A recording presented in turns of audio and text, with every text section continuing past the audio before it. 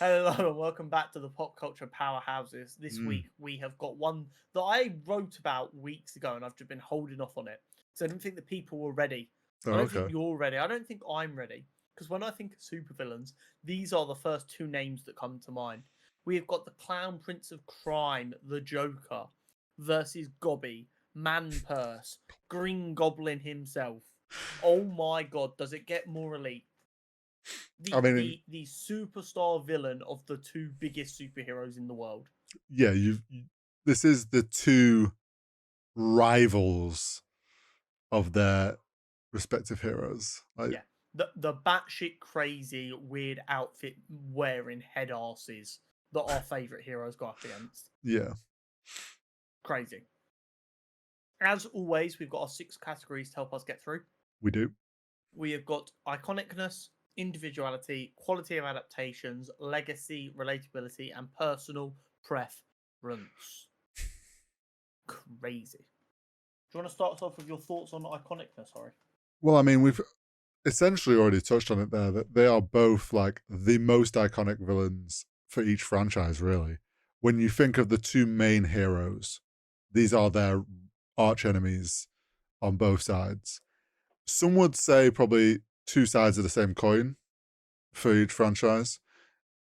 You've got Joker, who will probably forever be the number one villain everyone thinks of for DC, and especially obviously for Batman. And then you've got Green Goblin, which again, a number one villain over at Marvel, Spider-Man's arch enemy. Like, it's hard to be more iconic than these two villains. Mm-hmm. Um, I want to say the needle slightly leans towards Joker because I feel it's been so long since we've had a live action Green Goblin. I So mean, it's the 2 years ago, but go off. was it? Far From Home. Oh, No Way Home. Oh, yeah, but it's like, it's still like he was like early Yeah. stage. Oh, no, I completely agree. I do think Joker is probably more iconic. Like you said, Joker's the number one villain when you think of DC. Mm, Green Goblin's the number one villain when you think of Spider-Man. yeah, I think, like, if we were talking the biggest that Marvel has, you'd probably be looking at, like, Doom. true. Yeah, Um, I think you're right there. I think because Joker is, you will think of him for DC, whereas, mhm. like you say, Green Goblin, maybe you wouldn't think of him if you said Marvel villain. Put it this way, Lady Gaga ain't taking a role in a Green Goblin film. You don't know that. I do know that. I If it was spoke a to her agent. musical, she might. Individuality. Well, I mean, Joker's just a clown, so not very. Yeah. Absolute joker. It's tough because I don't know which. Well, I don't know which one. I presume Joker came first. Joker is a much older character. Okay, because Well, like, I would also say, while Green Goblin's got the same kind of characteristics in the sense of being fucking delusional, yeah, other than he is. that, Yeah, yeah, he he's is. very, very different. Yeah, he is very different. It's just like it gives similar vibes, but like, It's the similar kind of foil of they're just carnage, they don't care, which what makes them so dangerous. hmm, But Joker is just the Joker. There's nothing else to him. With Green Goblin, you've got Norman Osborn. You've got the interpersonal relationship true. between Peter and Harry, and it being Harry's dad, and the money and the notoriety of Norman Osborn being a famous businessman. There's more elements over on that side, whereas the Joker is just this weirdo who can appear out of nowhere and poison Gotham's water. Yeah, there is no. Yeah, like Joker is. There is no one more psycho than Joker, Yeah. and there is no one more obsessed or like so strongly linked to the hero. Like Joker is so closely like knitted with Batman, and I don't think another villain hits that No, the same. not at all. Whereas you say like Green Goblin is, he is psycho, but there's a lot more to him. There's a lot more parts to him. Exactly. And because of the nature of Marvel's and the way they've got New York set up, Green Goblin can interact with other people. Joker doesn't really interact with any other heroes apart from Batfam, unless it's in like a very special edition story. Yeah, true. Quality of adaptations. I'm trying to think of all the different Jokers. Obviously, we've had different ones in the films, up and down. I would say all relatively solid, with one You've had notable.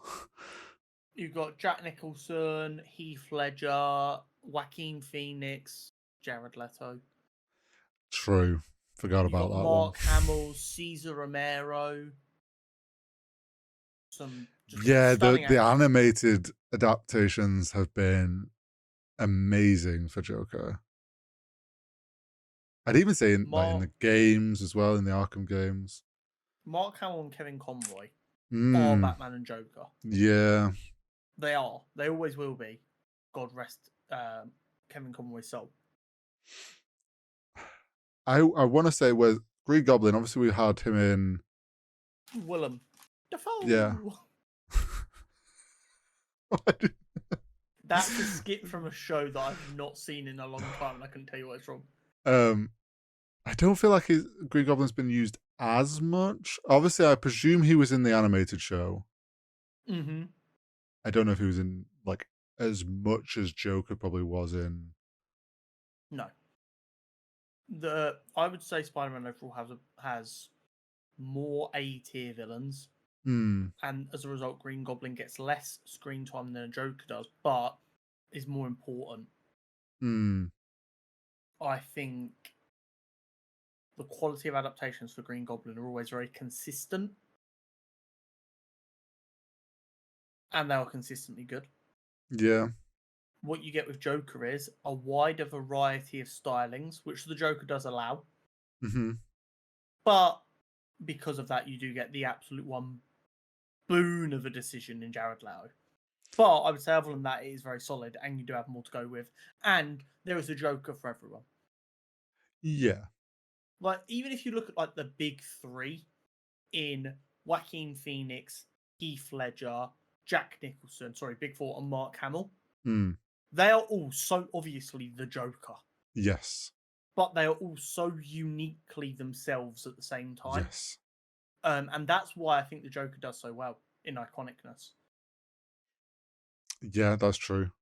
I always lean towards, while there may be the odd bad egg in adaptations, having a more wide variety always feels like gives more quality. Absolutely. Legacy. I mean, Joker is the DC villain. Like, he holds that crown and that legacy of that. Can you name another character who's also become incredibly successful inspired by the Joker? You're testing me here, and I can't. Do you know what I can name? Another character who's been incredibly successful based off Green Goblin. Hobgoblin. And Hobgoblin is like... Yeah. The fact that Hobgoblin is like a remake of Green Goblin isn't even seen as a slight on Hobgoblin, because they've become such a good character in their own right. Yeah. I mean, I would say with Legacy as well, though, it's like Joker has almost become like the staple of hero and his villain, whether that's in superhero media or someone like that idea of like, this is their arch-nemesis. He's almost like the blueprint of what a arch-nemesis is. I completely agree. One counterpoint. Okay. Green Goblin literally got in a fight with Spider-Man to the point where he caused Spider-Man to basically accidentally kill the love of his life at the time, Gwen Stacy, in a horrific accident, just to then find out later on that Green Goblin had impregnated Gwen Stacy with twins. That is hater level shit you cannot imagine. Fair. The only hater on the level of Green Goblin is Reverse Flash. Yeah. And I cannot let the legacy of that Green Goblin haterage go unrecognised. To be fair to legacy for Green Goblin, there's a reason we all got very hyped in No Way Home. That Willem Dafoe, like, especially because we're talking about pop culture. So yeah. really iconic performances absolutely are allowed to impact this. That Willem Dafoe performance did a lot of heavy lifting for younger people. I'm not saying it didn't, but you could say Heath Ledger did the same for the Joker. Yeah. Especially for people currently alive. Yeah. Oh yeah, for sure. Like when our generation thinks of those two characters in film, we think of those two actors. I think Joker has been given more opportunities to be the best version of himself that the Green Goblin hasn't been given. I think if you were to swap the amount of like opportunities they've had on the big screen and in games, I think Green Goblin would be just as successful because I think they're just as interesting a character. Yeah. Call me crazy. I was crazy once. They put me in a room. Relatability. I'm not really a mental. It's very difficult to find either one who's relatable. I would say the internet claims the Joker's relatable. They like to think he is. Yeah. I almost want to say, doesn't Green Goblin come from like he was it started off from being jealous. No, Green Goblin was, I believe, an experiment to recreate Super Soldier formula. Everything bad in the Marvel world comes from Captain America. So Oscorp were trying to recreate Super Soldier Serum. They fucked it up and created the Goblin formula, which turned Norman Osborn crazy, as well as giving him a bit of Super Soldier about him. And it kind of created like a split personality disorder, I believe. I don't know if I'm just getting myself confused based on what happened in the Raimi films, or if it's a little bit column A, a little bit column B. It's tough because they're both. Whereas we don't know where the Joker came from. He's so mysterious. True. There's like 12 million different origin stories. I don't. It's hard to say any of these are relatable because they are like supervillains, and it's like they really are not even remotely relatable. They love killing people for fun. This is a 0-0. Personal preference.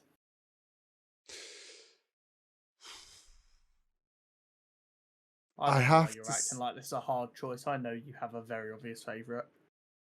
You say that, but like I very much remember the Green Goblin of old, in the films, that is, the Willem Dafoe. But I do have to say, I think purely based on Heath Ledger's Joker, that like Joker's just such a fun character because I love Batman as well.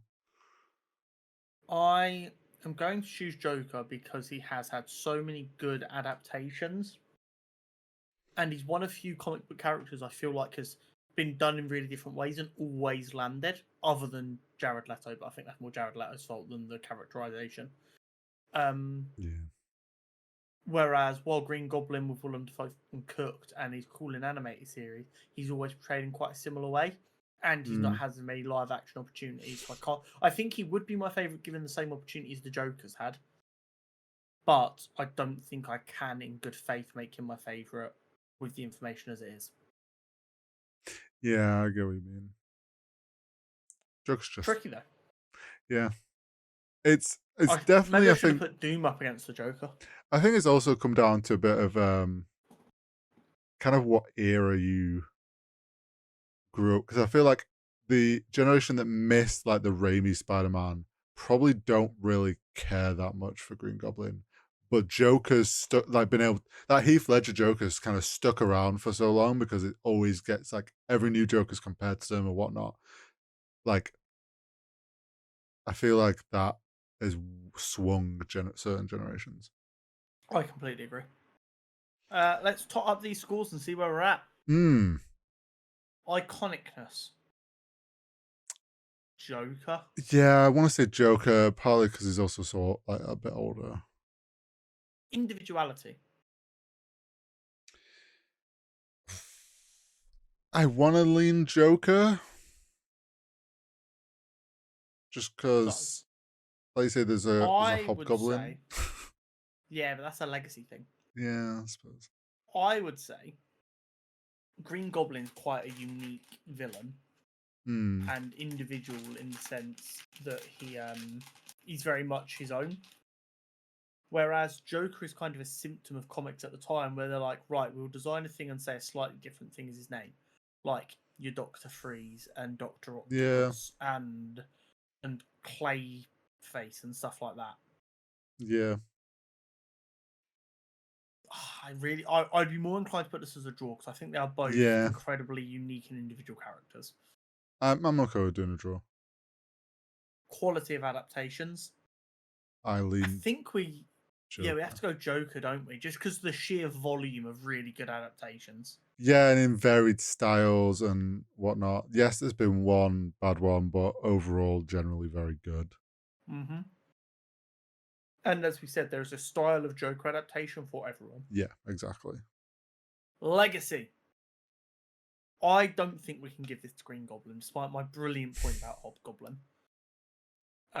Because the Joker has got such a crazy legacy, they managed to get their own individual film greenlit. Yeah. I think Like, Joker crazy. just has stuck around for so long.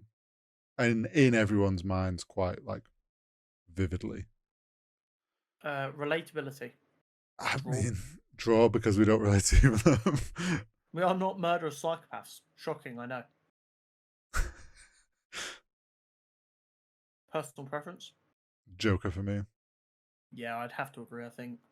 Which sucks. I would love to see Green Goblin given the opportunities, but Sony bought the rights and then fumbled them time and time again. You never know, maybe he'll have his come up down the line. Maybe Giancarlo Esposito is Norman Osborn and we're about to get like the best Green Goblin ever. Just an acting performance of a lifetime. Who knows? That makes it 4-0 to Joker. Green Goblin fought valiantly, but he was not quite crazy enough to take down the clown prince of crime. That is it from us on Pop Culture Powerhouses this week, and we'll catch you next time. We'll see you in the next one.